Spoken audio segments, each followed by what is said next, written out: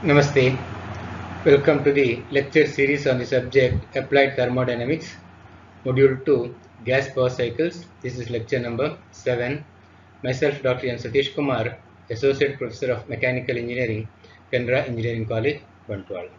So in this lecture and in the coming lecture, lecture number 8, so I'll be discussing about the jet propulsion. So introduction to jet propulsion.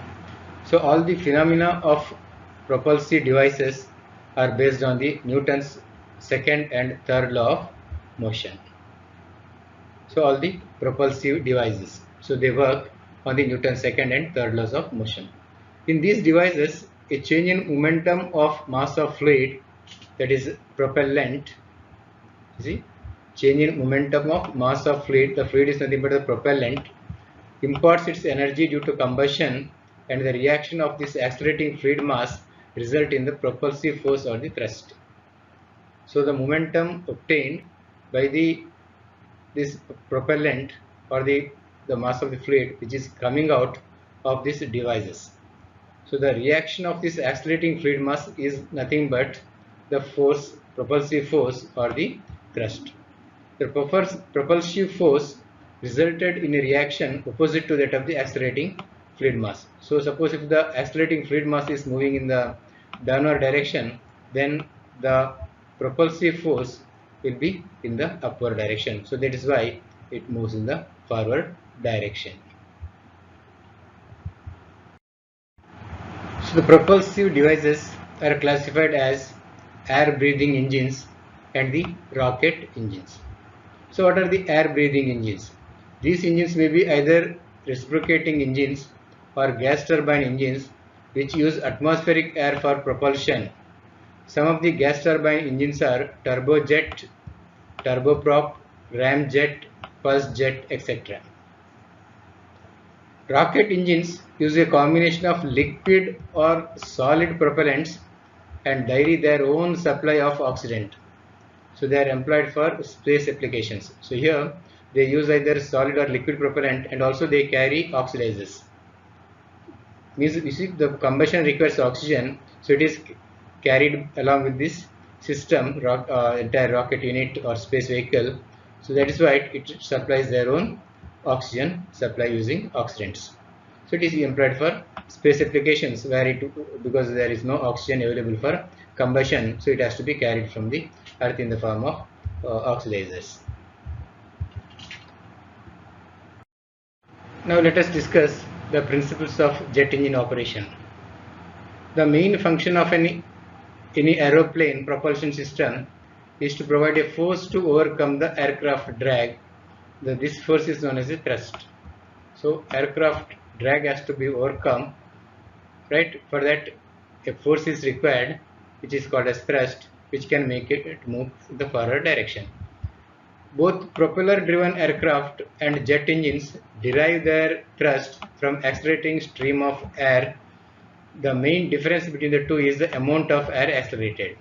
So both the aircraft as well as jet engines, so this thrust is derived from the accelerating stream of air, but the difference is what amount of air is accelerated in the aircraft and the jet engine. So they are the different. A propeller accelerates large volume of air by small amount, a propeller, whereas a jet engine accelerates small volume of air by large amount. So this can be understood by the Newton's second law of motion, which is summarized by the equation F is equal to ma. So mass into acceleration. Force is nothing but mass into acceleration. So in one case mass is less but acceleration is more. In other cases mass is more but with less acceleration. So large volume of air small by small amount, whereas jet engine accelerates small volume of air by large amount, large acceleration but small quantity of air. Here large quantity of air but less acceleration, but the product of mass and acceleration is always gives the force. Basically the force or thrust F is created by the accelerating mass of air by the acceleration A. F is equal to ma. Given that thrust is proportional to airflow rate and the engines must be designed to give large thrust per unit engine size. So the design engineer's consideration is to uh, design the engines to give the maximum thrust. It follows that jet engine designer will generally attempt to maximize the airflow per unit size of the engine. This means maximizing the speed at which air can enter the engine, and the fraction of the inlet area can be devoted to airflow. So what is maximizing the airflow? Means maximizing the speed at which the air can enter the engine, and also the providing area for the airflow.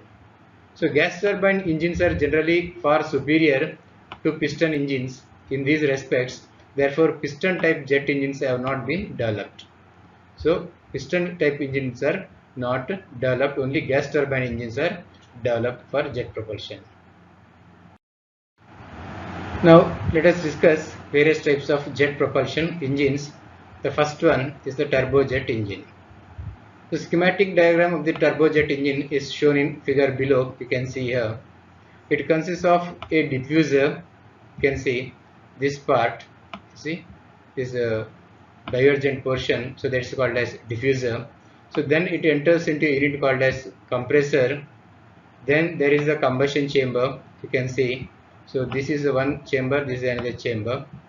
Okay, this is nothing but the shaft here. Then after combustion chamber, so there is a turbine unit. Here you can see turbine. Then it passes through the nozzle unit. So this is the afterburner. Okay, the air inducted in the diffuser reduces its velocity but increases the pressure. So diffuser is used to reduce the velocity and to increase the pressure. The high pressure air is compressed in the compressor using a axial flow compressor or a centrifugal compressor. So further increase in pressure is done by passing it through the compressor. The compressed air passes through a combustion chamber where combustion takes place. So the combustion of the fuel or mixing of fuel and air takes place in the combustion chamber. So the products of combustion enter a gas turbine and expand to lower pressure here.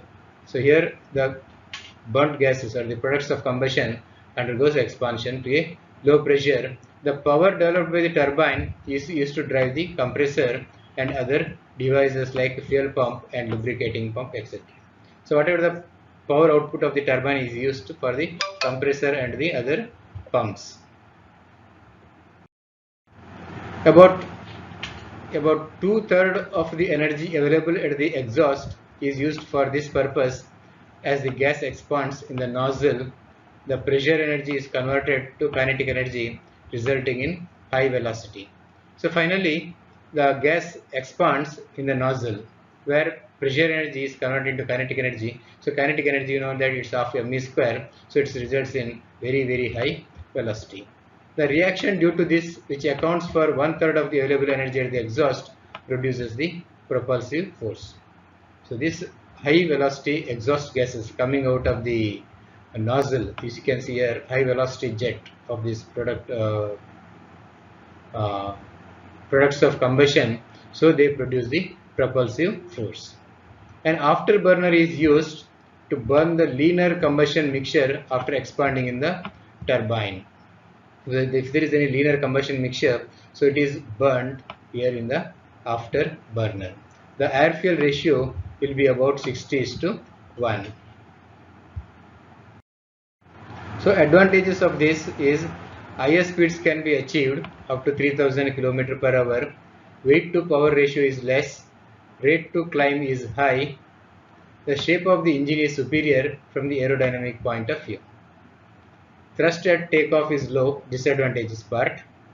Then at lower speeds it becomes inefficient, fuel consumption is high, it is less efficient at low altitudes. So it can be used only at high altitudes. Next is the turboprop engine.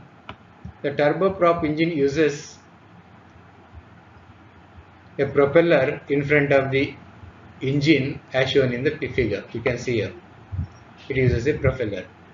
This modification increases the mass flow rate of the air to the engine. So this propeller makes more air to enter into the engine. The propeller speed can be controlled by reduction gear mechanism. So you can have a control over the airflow also by controlling the speed. So that reduction gear mechanism is shown here. The engine consists of a diffuser, right? So this part, so it is a diffuser, then a compressor, okay, so diffuser and the compressor here itself. Then you can have the combustion chamber. You can see a combustion chamber. So around the periphery of this shaft, you see this is the central shaft here, so it is cover for that. So outside that, so you have this combustion chamber. Then you have the turbine here. Then you have the exhaust nozzle. Okay, reduction gear is used here. Okay, and this is the propeller.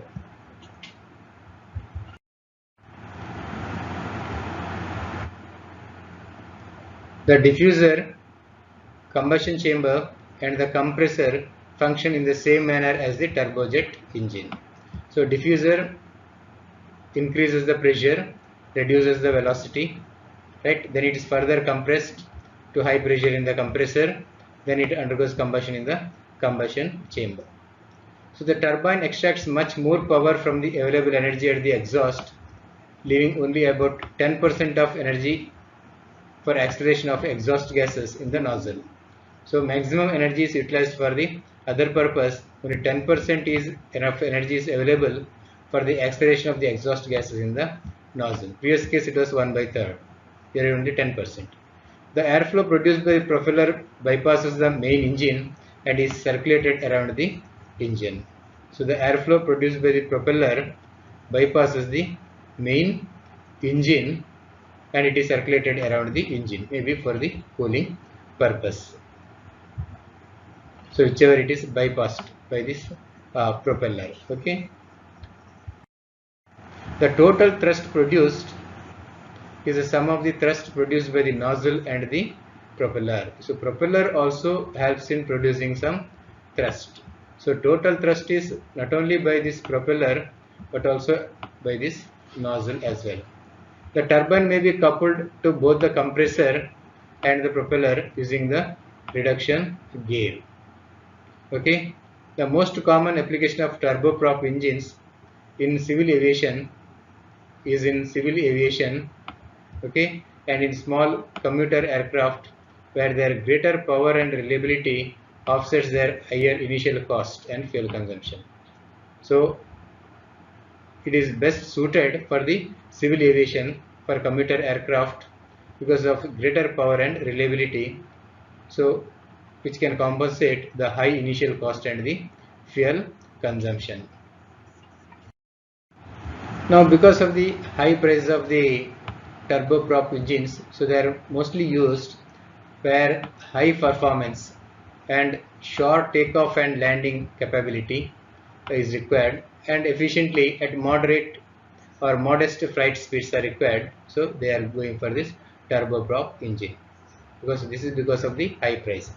Propeller lose efficiency as aircraft speed increases. So as the aircraft speed increases, the propeller efficiency decreases. So turboprops are normally not used on high speed aircraft because in the moment you increase the speed of the flight, so the efficiency of the propeller decreases. So that's why it is cannot be applicable for high speed application or high speed aircrafts. So with this I conclude this lecture number 7, and the remaining part of this topic will be discussed in the lecture number 8. Thank you.